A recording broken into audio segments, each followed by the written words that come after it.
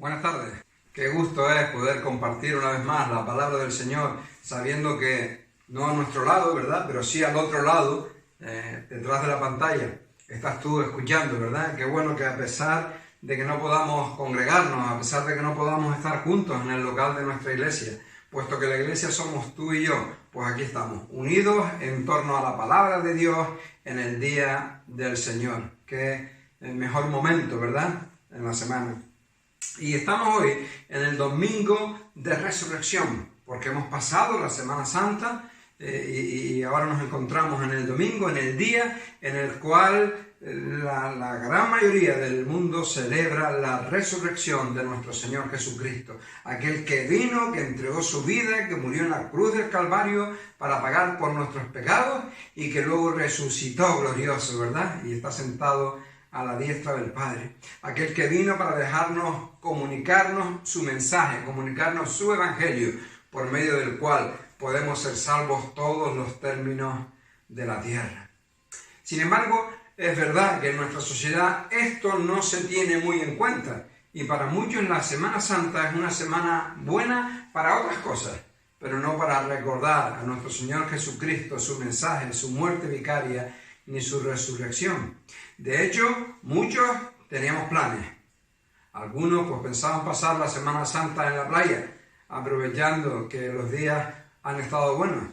Otros, sin duda, pensaban en realizar un viaje, un merecido viaje para descansar y para ver pues lugares nuevos o personas que están lejos o cualquier cosa, ¿verdad?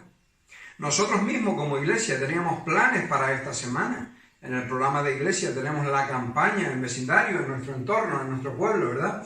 Una campaña para, aprovechando la sensibilidad que en estos días es un poco mayor hacia nuestro Señor Jesucristo y hacia su palabra, pues exponer y predicar el Evangelio. Pero aquí estamos todos, encerrados en casa, ¿verdad? Da igual los planes que tuvieras, esos planes han sido sustituidos por otros planes que Dios permitió y que son, pues, que estemos en casa, ¿verdad? Así que atrás quedaron esos proyectos que nosotros teníamos.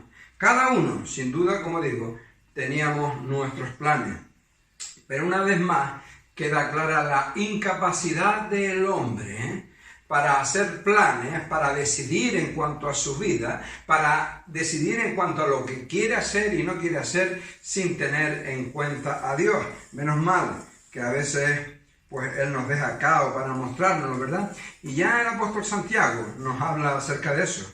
Él dice, vamos ahora, los que decís, hoy y mañana iremos a tal ciudad y estaremos allá un año y trabajaremos y ganaremos, cuando no sabéis lo que será de mañana. Porque ¿qué es vuestra vida?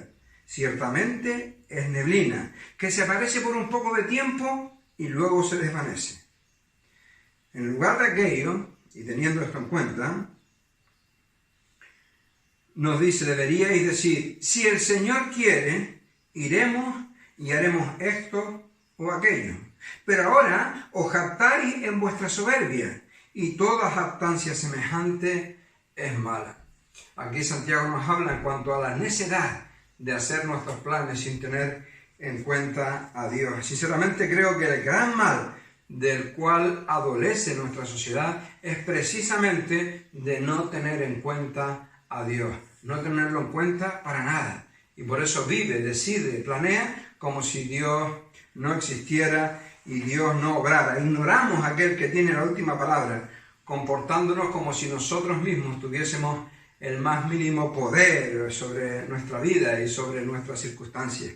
Menos mal que de vez en cuando Dios actúa, Dios obra, mostrándonos nuestra debilidad, mostrándonos nuestra incapacidad para llevar a cabo nuestros planes sin su consentimiento y mostrándonos lo débiles que somos y lo necios que somos al vivir sin escucharnos. La realidad es que vivir sin tener en cuenta a Dios nos lleva a que nuestra confianza, que debería estar puesta en Él, se pone en los hombres.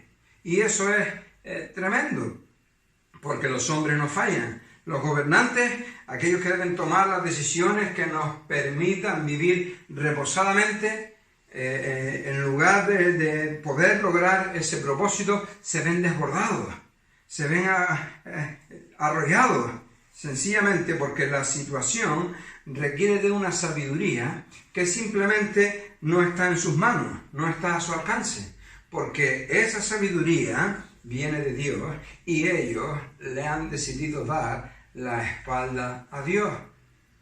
Eso les hace incapaces. La ciencia médica, que debería asegurar nuestra sanidad, está sumida en un auténtico caos.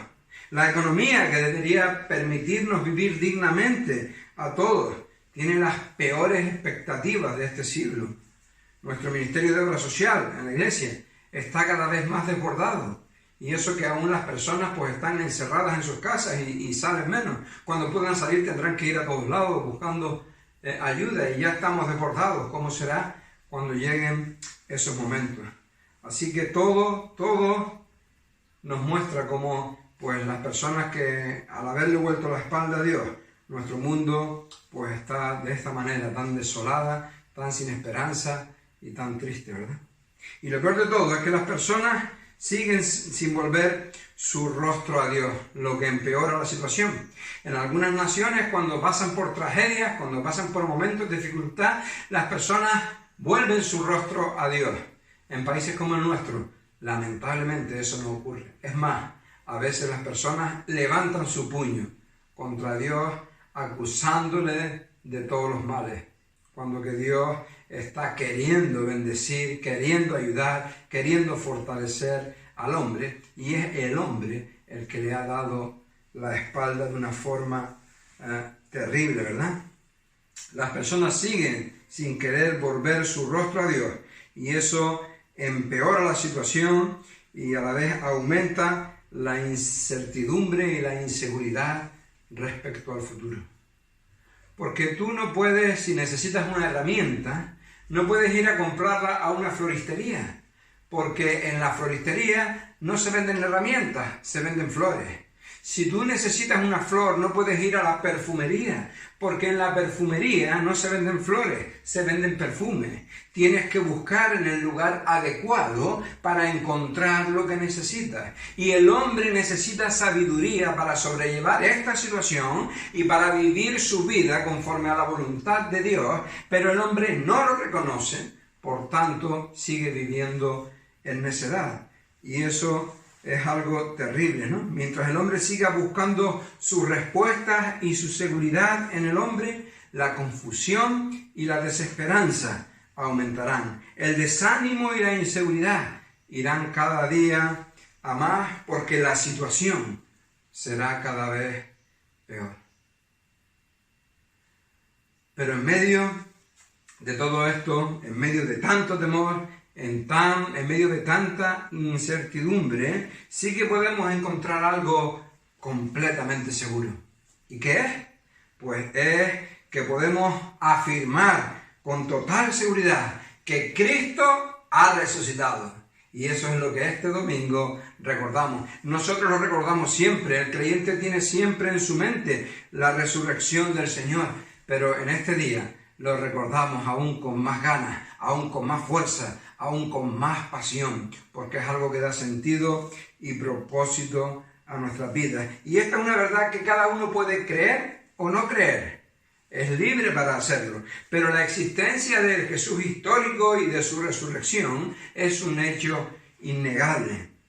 Son dos hechos irrefutables. Y este y no otro es el verdadero sentido que la Semana Santa tiene. Las tumbas siempre han ocupado un lugar importante en nuestra sociedad. Si nos damos un paseo por los cementerios, nos damos cuenta de la importancia que les damos a las tumbas. Hacemos un esfuerzo, aún aquellas familias más humildes, por tener las tumbas de nuestros seres queridos bonitas, hermosas, preparadas, limpias, decoradas. De hecho, si nos fijamos un poco, algunos de los más grandes edificios de la historia son tumbas. El Taj Mahal, por ejemplo, en Mongolia, es una tumba que el mongol Han Abir mandó construir en memoria de su esposa fallecida. Es verdad que luego la magnitud de la obra y su deseo de que fuese algo espectacular opacó y casi olvidó a su esposa, pero fue pensada y construida como una gran tumba para la esposa de este mongol. Las pirámides egipcias que tanto turismo atraen, que tanto dinero generan, que tanto son estudiadas por diferentes ramas de la ciencia y que tanta admiración despiertan, sabemos que no son otra cosa que las tumbas de los faraones. En nuestro propio país tenemos el Valle de los Caídos, un gran monumento que genera gran cantidad de visitas, que genera una potente economía en torno a ella, pero sin embargo sabemos que no es más que una tumba en la cual se encontraba el caudillo, que hasta hace poco pues, fue quitado de ahí, pero también se encuentran muchos más cuerpos de ambos bandos, ¿verdad? Pero no es otra cosa que una gran tumba. Edificios que causan admiración, obras de arte de la escultura y de la arquitectura que nos dejan con la boca abierta, ¿verdad? Muchas incluso son lugar de peregrinación, como por ejemplo pues la tumba de Mahoma, el fundador de los musulmanes, ¿verdad? Y así podríamos pasarnos mucho tiempo hablando de tumbas que atraen turismo, que enriquecen en algunos casos, que son lugares de adoración y de admiración en otros casos, pero en este día la tumba especial en la cual nos centramos es muy diferente. Es la tumba de Jesús. ¿Y por qué es diferente la tumba de Jesús? No es por su belleza, no es por su suntuosidad, no es por su estilo arquitectónico, ni por ninguna característica destacable. De hecho, es una de las tumbas más simples que puede haber, una de las tumbas más pobres que hay. Lo que la hace especial, ya tú lo sabes, es que está vacía. Porque a lo largo de todas las religiones podemos visitar y ver las tumbas que contienen los restos de los fundadores de la religión. Podemos ver dónde están los restos de Mahoma, podemos ver dónde están los restos de cada gran personaje que forma parte de cualquier religión. Pero en cambio la tumba de Jesús tiene la peculiar característica de que está vacía. Porque Cristo ha resucitado de los muertos. Y el apóstol Pablo nos lo dice, Cristo ha resucitado de los muertos, primicia de los que durmieron es hecho.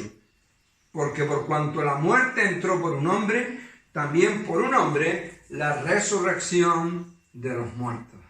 Cristo resucitó, glorioso, ¿verdad? Cristo, a pesar de ser Dios que dejó el trono y el cielo y se despojó de todos los atributos que a él le correspondían como Dios para venir a vivir una vida de siervo, entregó su vida después de vivirla sin pecado y luego pues por el poder de Dios volvió a tomarla y resucitó glorioso, demostrando que era quien decía ser. Y eso lo hizo por amor a ti y por amor a mí. Nos dice Isaías que él herido fue por nuestras rebeliones, molido por nuestros pecados. El castigo de nuestra paz fue sobre él, y por su llaga fuimos nosotros curados. Todos nosotros nos descarriamos como ovejas, cada cual se apartó por su camino, mas Dios cargó en él el pecado de todos nosotros. Lo más importante de esta semana es que el Señor culminó su plan al morir en la cruz y luego resucitar glorioso, liberándonos así del yugo de la esclavitud, otorgándonos así el perdón de nuestros pecados presentes, pasados y futuros, y haciéndonos libres. Libres no para hacer lo que queramos, sino libres para vivir vidas de santidad, amándolo a Él por sobre todas las cosas, libres para servirle con integridad, con entrega y pasión, libres para poder adorarle en espíritu y en verdad, y que no solo murió, sino que resucitó, demostrando quién decía ser, el Mesías prometido, el Salvador del mundo, para que nosotros al creerlo, tengamos salvación y vida eterna. Gloria a su nombre. El único motivo de celebrar la Semana Santa es recordar la dolorosa muerte y la gloriosa resurrección de nuestro Señor Jesús, por lo cual Él pasó para darnos, como como decimos, libertad, perdón y salvación eterna. Y esto no fue algo improvisado. Esto, la muerte y la resurrección y la posterior ascensión de nuestro Señor Jesús, era algo programado y profetizado desde la antigüedad.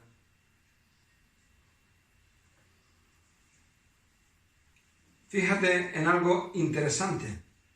Jesús vino, nos enseña la palabra de Dios, con un propósito.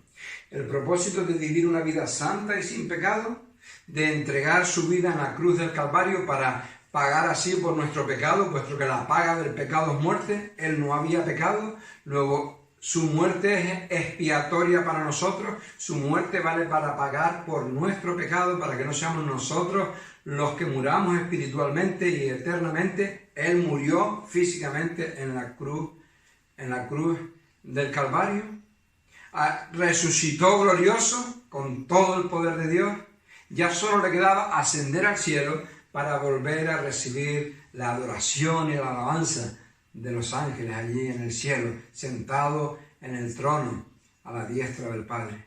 Sin embargo, Jesús, por amor a nosotros, no ascendió inmediatamente, sino que se quedó un tiempo en la tierra. ¿Por qué? Pues lo hizo porque había personas débiles en la fe, personas que necesitaban un empuje de aliento y de esperanza. Y por eso Él no subió inmediatamente al cielo, sino que de que resucitó a que ascendió, llevó a cabo también un ministerio. Un ministerio que el apóstol Pablo también nos encarga a nosotros en 2 de Tesalonicenses, cuando él dice: también os rogamos, hermanos, que alentéis a los de poco ánimo, que sostengáis a los débiles y que seáis pacientes para con todos. Que alentéis a los de poco ánimo y que sostengáis a los débiles. Los de poco ánimo es literalmente la traducción de una palabra que significa alma pequeña, es decir, aquellas personas de poco ánimo, aquellas personas que por sus características particulares necesitan ser animados. Y luego también hay otro grupo que los describe aquí como los débiles, creyentes genuinos, pero débiles en la fe, hermanos que no han crecido, que no han madurado y necesitan alguien a su lado. La idea es la de cuando tienes una planta que se debilita o que se tuerce o que va a caer y le pones un palo al lado para que la planta pueda crecer fuerte unida a ese palo. Ese palo se llama un tutor, ¿no? Entonces esa es la idea, de ayudar a aquel que le cuesta crecer en la vida cristiana para que él crezca. Esto nos lo ordena la palabra de Dios por medio del apóstol Pablo a nosotros, pero esto lo hizo Jesús cuando resucitó. En lugar de ascender al cielo directamente, como decimos, se entretuvo porque quería fortalecer la fe de algunos de los suyos. En el capítulo 20 del Evangelio de Juan, vemos cómo se apareció a varios. Ahí se apareció en el versículo 11 a María Magdalena. Más adelante, en el versículo 19, se apareció a un grupo de discípulos, a los 11 que estaban allí. Luego volvió en el versículo 24 para encontrarse con Tomás, porque no estaba la primera vez, y Tomás necesitaba también ese encuentro con el Señor resucitado. Y fue cuando le dijo: Tomás, mira mis manos, mi costado, pon aquí tu dedo. Y Tomás cayó rendido: Señor mío y Dios mío. Era lo que le faltaba, ver al Señor resucitado. Y por eso el Señor, cuando resucitó, en lugar de ir glorioso al cielo, se paró, esperó para aparecerse a estas personas, a María Magdalena, a los discípulos, a Tomás.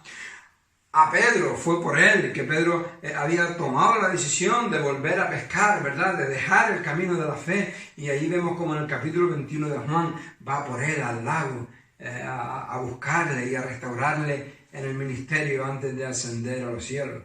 El apóstol Pablo mismo nos dice en 1 Corintios capítulo 15 que se apareció a más de 500 de sus discípulos.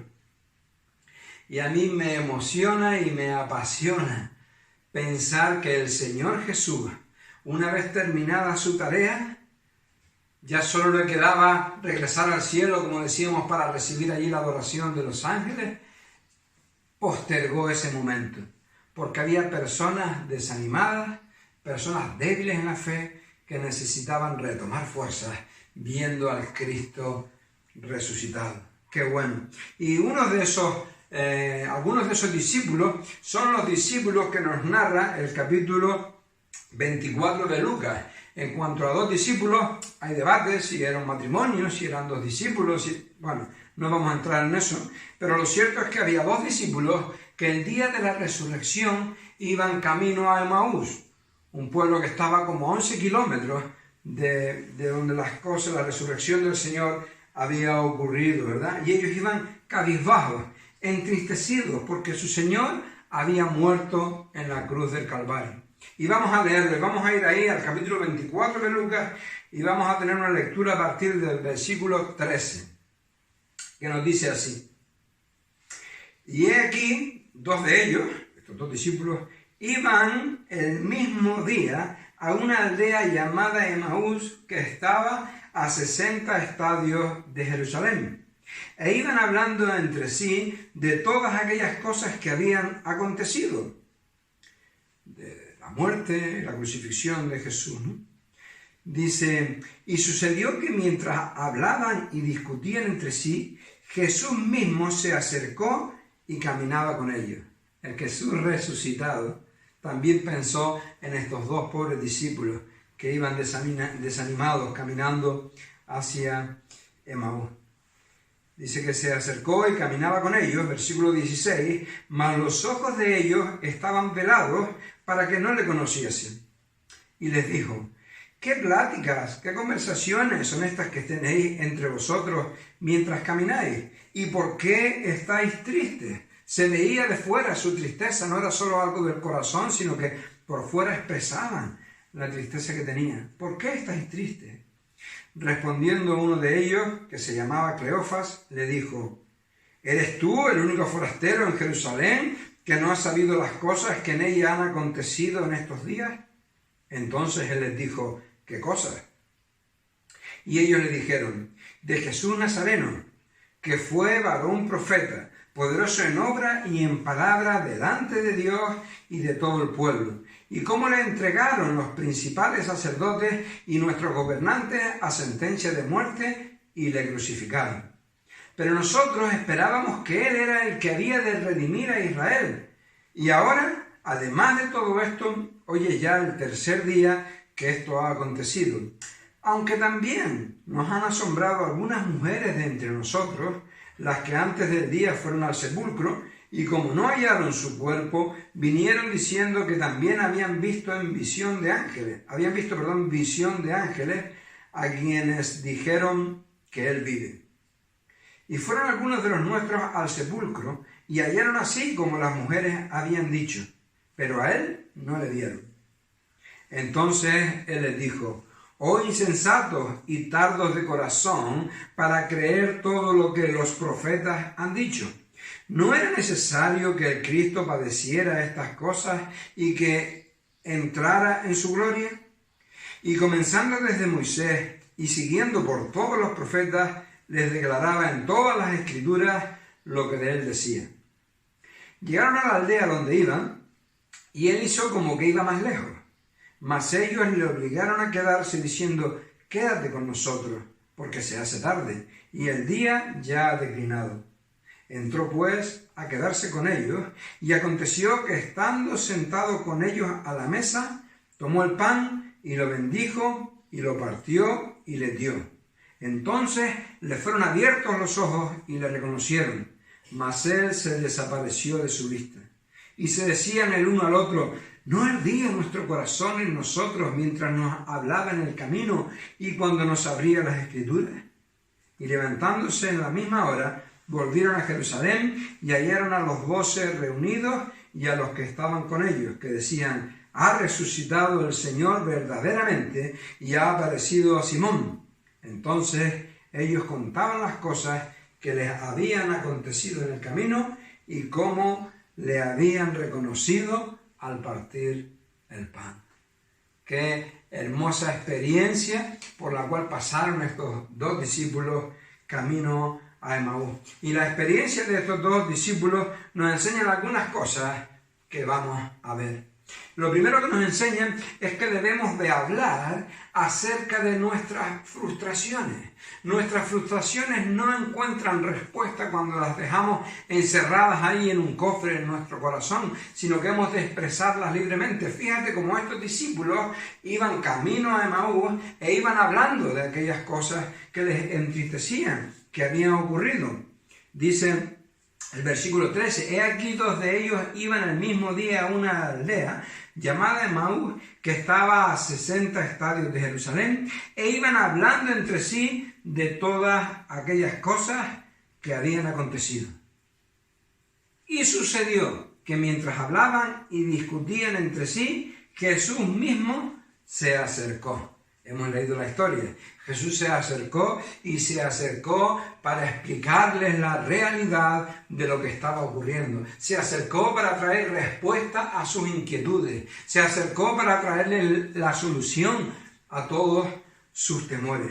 Ellos estaban confusos, pero porque hablaban acerca de esas cosas es que recibieron la instrucción necesaria para sobreponerse en su tristeza, para poder superar su tiempo de agonía emocional por la cual estaban pasando y poder nuevamente levantar el rostro, ¿verdad? Dios quiere responder a nuestras dudas. En el libro de los Salmos vemos muchas veces los salmos de lamentación, tanto de lamentación individual como de lamentación comunal.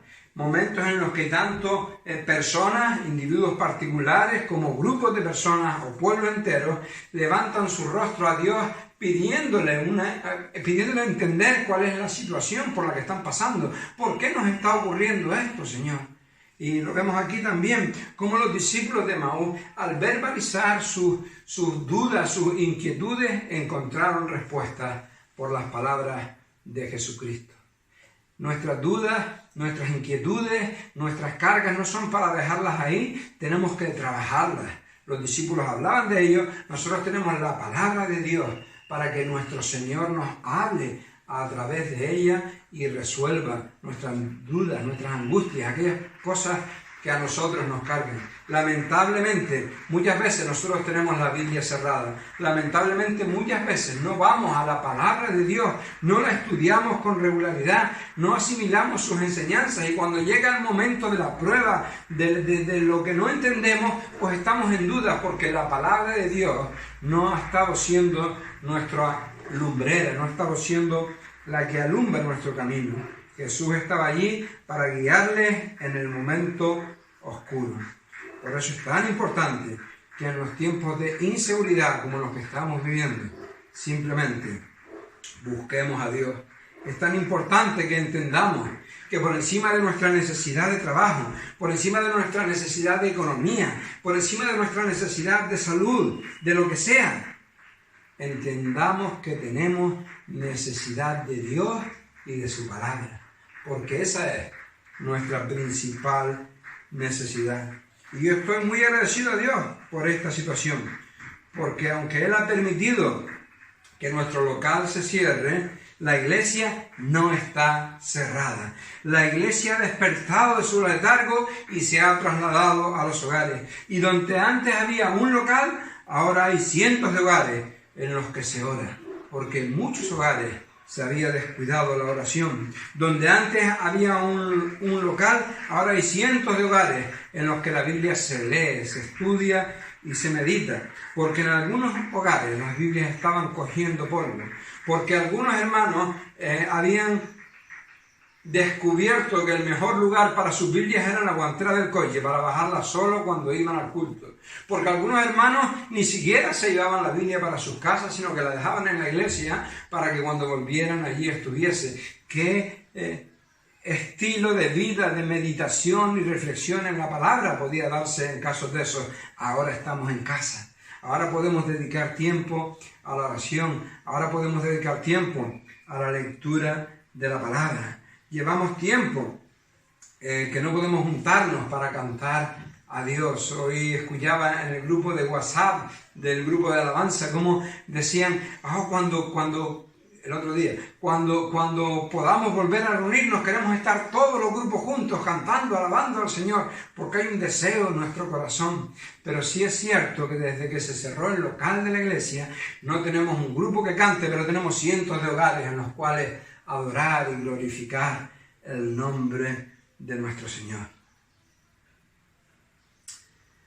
Quizás, y solo digo quizás, algunos de nosotros hemos estado demasiado tiempo, y me incluyo, yendo para atrás en nuestra vida cristiana, perdiendo ese fervor que Dios quiere que tengamos, que Él quiere ver en cada uno de nosotros, y nos hemos estado convirtiendo en una iglesia tibia, porque cada uno de nosotros hemos estado, repito, perdiendo ese fervor, nos hemos estado entibiando. Qué importante es que aprovechemos este tiempo de confinamiento en casa para acercarnos a Dios, para venir a Él con nuestras dudas, con todo aquello que nos preocupa, que nos frustra.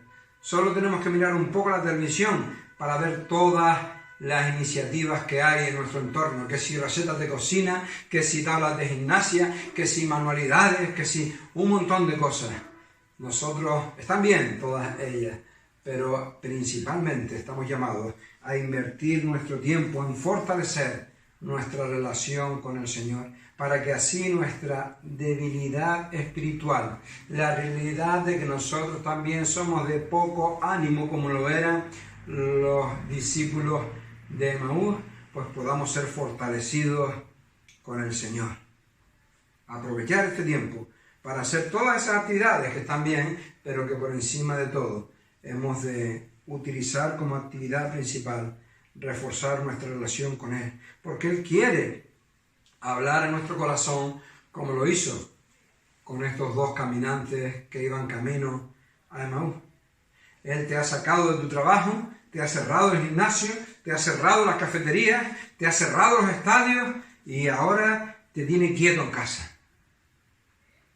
Y ahora te dice, vamos a hablar, vamos a pasar tiempo.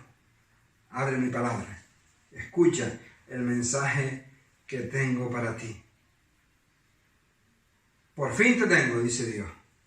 No tienes excusa. ¿Hablamos? Habla con Él. Habla con su palabra. Para que Él fortalezca tu vida espiritual. Para que Él aclare tus dudas y todas tus angustias, ¿verdad? Tenemos necesidad de hablar acerca de nuestras frustraciones. Pero además tenemos otra necesidad, y es que necesitamos entender que nuestras expectativas de Dios y de cómo Él obra pueden estar equivocadas, pueden no ser las correctas. Fíjate de lo que dice a partir del versículo 17.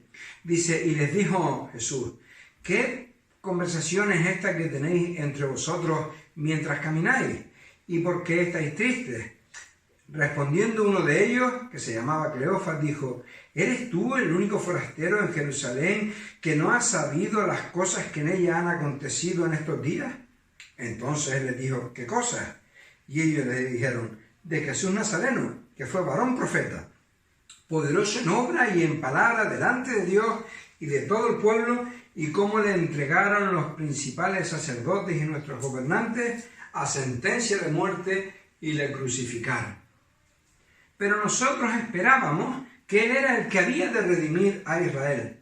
Y ahora, además de todo esto, hoy es ya el tercer día que esto ha acontecido. Fíjate cómo las expectativas que ellos tenían, cómo su forma de entender de cómo Dios había de obrar era totalmente errónea. Dios había venido no para ser servido, sino para servir y para dar su vida en rescate por muchos. Y eso fue lo que Jesús hizo. Estaba dentro del plan de Dios que Dios entregara a su Hijo en la cruz del Calvario. Y que allí Él entregase su vida por todos los pecadores. Y exactamente eso es lo que había ocurrido. Jesucristo había venido a este mundo. Jesucristo había llevado una vida de siervo, buscando la santidad. Jesucristo había entregado su vida en la cruz del Calvario. Todo se estaba cumpliendo exactamente tal cual era el plan de Dios. El problema es que ellos dicen, pero nosotros esperábamos que Él era el que había de redimir a Israel. Por supuesto que Jesús es el Redentor de Israel, al igual que es el Redentor de España y es el Redentor de todo el mundo. Claro que sí, pero lo hace a su manera y no a la nuestra. Perdón. Ellos estaban esperando un libertador en el sentido de un guerrero, un líder que les llevara a la guerra y que se enfrentara con los romanos y que los expulsara, y una victoria guerrera. Y no era esa la victoria que Jesús traería. ¿Cuál es el problema? ¿Que Jesús estaba obrando mal o que ellos no estaban entendiendo verdaderamente el plan de Dios? Sin duda el problema estaba en los discípulos, que tenían unas expectativas erróneas, unas expectativas equivocadas en cuanto a cómo es que Jesús debería obrar. Y nosotros somos muy prestos también a tener ese tipo de expectativas equivocadas. Y nosotros, con desconocimiento muchas veces de la palabra de Dios y con nuestra propia sabiduría, pensamos que las cosas deberían de ser así, así y asado. Y cuando Dios no obra así, así y asado como nosotros pensamos que debería de obrar, nos frustramos, nos desanimamos porque no entendemos. El problema no es que no entendamos, el problema es que no estudiamos la palabra de Dios y no entendemos cómo es que Dios está obrando. Necesitamos entender que Dios es el que sabe y no nosotros. Necesitamos entender que como las cosas funcionan es a la manera de Dios y no a la nuestra. Los discípulos de Emaús no lo habían entendido, pero luego lo entendieron. Tú y yo también tenemos que entenderlo. Así que tenemos que trabajar con nuestras frustraciones para que Dios nos las muestre. Necesitamos entender que nuestras expectativas en cuanto a cómo Dios ha de trabajar pueden no ser las correctas. Y además necesitamos entender que Cristo es el centro de todo. El centro de todo. Perdón. Dice el versículo 27. Están hablando de ellos, dice, aunque también nos han asombrado unas mujeres de entre nosotros, las que antes del día fueron al sepulcro, y como no hallaron su cuerpo, vinieron diciendo que también habían visto visión de ángeles, quienes dijeron que él vive. Y fueron algunos de los nuestros al sepulcro, y hallaron así como las mujeres habían dicho, pero a él no le vieron. Entonces él, Jesús, les dijo, oh insensatos y tardos de corazón, para creer todo lo que los profetas han dicho. ¿No era necesario que el Cristo padeciera estas cosas y que entrara en su gloria? Y comenzando desde Moisés y siguiendo por todos los profetas, les declaraba en todas las escrituras lo que de él decían. Toda la palabra de Dios nos presenta a Cristo. Toda la palabra de Dios nos habla de Cristo. Cristo es el verdadero libertador y administrador de justicia al cual los jueces representaban. Cristo es el profeta mayor que Moisés. Cristo es la verdadera simiente de la mujer que heriría en la cabeza a la serpiente. Cristo es el sumo sacerdote prefigurado por cada uno de los descendientes de Aarón. Cristo es la verdadera simiente en quien serían benditas todas las naciones de la tierra. La verdadera serpiente de bronce que se levantó en el desierto era una imagen, una prefiguración de Jesús levantado en la cruz del Calvario. Jesús es el verdadero Cordero hacia el cual señalaban las ofrendas y los sacrificios diarios que encontramos en el Antiguo Testamento. Toda la palabra de Dios habla acerca de Jesús. Por supuesto, los evangelios nos cuentan la vida de Jesús, las epístolas nos desarrollan las enseñanzas y la doctrina que Jesús dejó establecida. Todo se trata de Jesús y de su plan glorioso para toda la creación. Para con la tierra, la cual nos dice la Biblia que ella clama con angustia por una regeneración del pecado con la que el hombre la ha maldecido. Para con los animales que sufrieron una gran transformación cuando el Señor venga, al punto de que el león, el cordero y el niño podrán jugar juntos, para con los hombres y mujeres de este mundo, a los cuales vino para redimir y prepararles el camino al cielo. Todo se trata de Jesús. Todas las seres, toda la creación absolutamente está afectada por Jesús, porque Jesús tiene un propósito para toda ella. Por eso, arrepiéntete de tus pecados, clama a Él por perdón y recibe, como un niño recibe el mensaje del Evangelio que te presenta este Cristo resucitado como el único que puede salvar tu alma, haciéndote una nueva criatura. Sin Cristo no serás nada. Sin Cristo serás un alma que arderá en condenación por toda la eternidad. Pero con Cristo vivirás una vida de gloria eterna, porque Cristo es el centro de la historia y de la humanidad, al punto que dividió la historia en dos, antes de Cristo y después de Él, ¿verdad? Y esta semana no es para otra cosa que para centrarnos en Él. La semana llamada Semana Santa, ¿verdad? Y Él te ha recogido en casa para que medites en torno a Él y para que escuches este mensaje y tengas material para seguir meditando.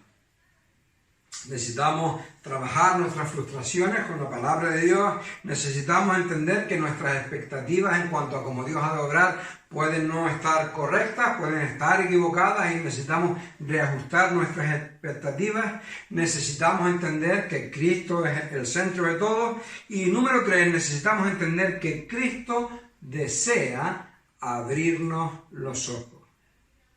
Versículo 28. Llegaron a la aldea donde iban, y él hizo como que iba más lejos. Mas ellos le obligaron a quedarse, diciendo: quédate con nosotros, porque se hace tarde, y el día ya ha declinado. Entró pues a quedarse con ellos, y aconteció, sentado con ellos en la mesa, que tomó el pan, y lo bendijo, y lo partió, y le dio. Entonces le fueron abiertos los ojos, y le reconocieron.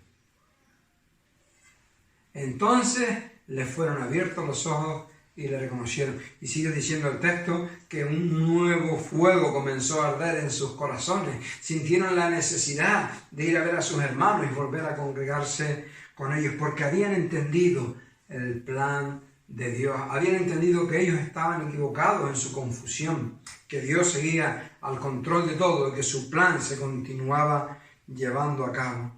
Del mismo modo, hemos de saber colocar la situación por lo que estamos pasando a la luz de la revelación de Dios en su palabra, para que retomamos ánimo y para que seamos conscientes de que Dios sigue controlándolo todo y de que aún esto que parece que está fuera de sus manos, no es así, es parte de su plan. Dios sigue obrando y quizás no sea lo que nosotros esperábamos, quizás no sea como nosotros hubiésemos decidido que Dios debería de obrar, pero Dios, que es Dios, es el soberano, es como quiere obrar. Cuando entendamos el plan de Dios y podemos encajar el momento histórico que estamos viviendo en ese plan, entonces nuestro corazón comenzará a arder nuevamente de pasión por Jesús. La esperanza y el gozo inundarán nuestros corazones. Desastres naturales, plagas, epidemias y pandemias como nunca antes se han visto. Movimientos religiosos para favorecer el ecumenismo, formando una religión única que aglutine a todas las creencias. Pactos y coaliciones entre países buscando unidad de liderazgo. Ya se oyen algunas voces que hablan de que necesitamos un gobernante mundial único y fuerte. La Agenda 2030 de las Naciones Unidas, el nuevo orden mundial a nivel social, político, económico, religioso. Desde los tiempos de los apóstoles, estas cosas que están pasando ahora nos confunden mucho, nos desconciertan. Sin embargo, desde los tiempos de los apóstoles, la Iglesia ya miraba al cielo, porque la venida del Señor era inminente. Si prestamos atención a la palabra de Dios, entenderemos que estos son principios de dolores. Tiempos espantosos son los que le esperan a la humanidad. todos los terribles juicios descritos en el libro de Apocalipsis, del cual nuestro hermano Miguel nos comenzará a hablar en breve. Estamos ahora con las 7 iglesias de Asia y en breve llegaremos al tema de los juicios que Dios tiene establecidos sobre este mundo, y esos serán terribles. Y estos son los síntomas que nos advierten de que esos juicios están ya a punto de caer sobre la tierra. Pero la palabra de Dios nos enseña que aquellos que han puesto su corazón, su esperanza, su confianza en Cristo, que se han arrepentido de sus pecados y le han entregado a Él sus vidas, los creyentes, esos no pasarán por esa etapa. Porque esa etapa la Biblia la describe como la tribulación y la gran tribulación. Y son periodos de los cuales el Señor nos va a librar, porque antes de eso vendrá a recogernos, vendrá a llevarnos. De tal modo que lo que todos estos acontecimientos confusos y desde el punto de vista humano decepcionantes que están ocurriendo, no son sino la confirmación de que ya queda menos. Quizá el Señor Jesús pudiese venir a llevarnos esta misma noche, quizá en unos años, no lo sé, pero sí sé que es el próximo paso que Dios va a dar, venir a recogernos. Y mientras en este mundo siga habiendo angustia, dolor, sufrimiento, hasta un nivel tan extremo que no nos podemos ni imaginar, nosotros estaremos en la presencia de Dios, disfrutando, recogiendo nuestros premios, nuestras coronas, nuestros galardones, celebrando las bodas del Cordero. ¡Qué gloriosa esperanza! Si esto es una aproximación, un síntoma, una muestra de que estamos aproximándonos a la venida del Señor como la palabra nos enseña, bienvenidos sean estos tiempos, porque lo que nosotros anhelamos es que el Señor venga. Sí, Señor Jesús, ven ya, ¿verdad? Y esto es lo que necesitamos. Nosotros tenemos que tener la capacidad para poder reconocer el momento en el que estamos dentro del plan de Dios. Al igual que saber eso en los discípulos de Emaús causó un nuevo fervor, un nuevo gozo y un nuevo deseo de seguir viviendo la vida cristiana, el encajar los acontecimientos que están ocurriendo dentro del bendito plan de Dios ha de producir en nosotros ese mismo efecto. A ellos les causó que sus ojos fueran abiertos y empezaron a ver las cosas con el enfoque correcto. Que Dios nos ayude a ver a nosotros también, porque nosotros también hemos de descansar en Él, de retomar fuerzas para seguir adelante, conscientes de las bendiciones que nos esperan a nosotros y de los juicios que esperan a este mundo. Y que esto nos motive a vivir para Él, cumpliendo el propósito para el cual estamos en esta tierra. Trabajar para la extensión del reino de Dios. Que Él nos ayude. Padre y Dios bendito, queremos darte gracias por tu palabra. Queremos darte gracias porque tu palabra no nos deja perdidos y no nos deja sin guía, sino que nos ayuda a entender la situación por la que estamos pasando y lo que ocupa esta situación dentro de tu glorioso plan. Gracias porque tú vienes pronto, Señor. Gracias porque aquí está tu pueblo que dice, sí, amén, Señor Jesús, ven pronto. Ayúdanos a estar preparados, Señor, para tu venida. Ayúdanos a poner nuestra vida a bien contigo, Señor. Ayúdanos a buscar de que nuestras faltas, de que nuestros pecados estén confesados, que sean perdonados, Señor, y que podamos enfrentar el futuro y las situaciones sin temor, porque sabemos que tú estás al control y que cada paso nos muestra que tu plan se está cumpliendo. Bendito seas por siempre. Gracias porque tú haces tu parte con fidelidad. Ayúdanos a nosotros también a hacer con fidelidad la nuestra. En el nombre de Jesús. Amén.